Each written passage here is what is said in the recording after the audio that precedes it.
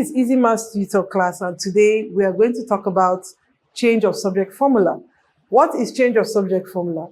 When you have a linear equation, you have to isolate the variables. So if you are required to isolate a variable, means that that variable has to be on one side of the equation. Mind you, in linear equations, you have the left-hand side and the right-hand side of that equation.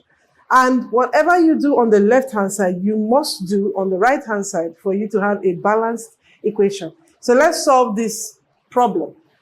F is equal to 9c all over 5 plus 32. Now, in this question, we're going to make C the subject of the formula. So now, let's go ahead. First of all, you look at the equation.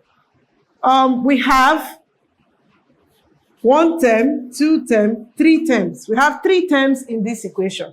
This is a full term for the equation, but we need to isolate this term so that we can have just this term left for the equation. Remember, we are making C the subject of the formula. So let's go ahead.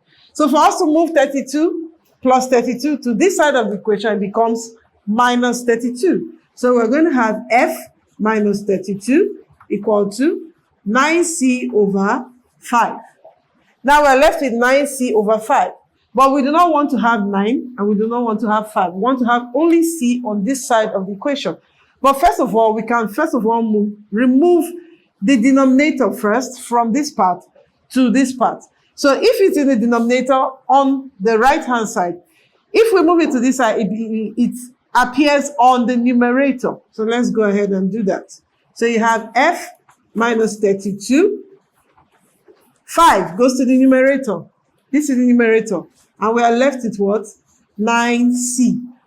But we want only c because we are making c the subject of the formula. So we have to remove 9 from this side.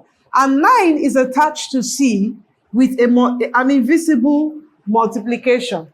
So that means we're going to move it to the denominator or divide the other side by 9. So let's go ahead. So we have 5 over 9 bracket F minus 32 is equal to C.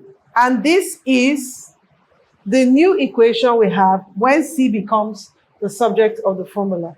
Thank you for watching. See you in my next class. Do not forget to follow this page, like, and subscribe.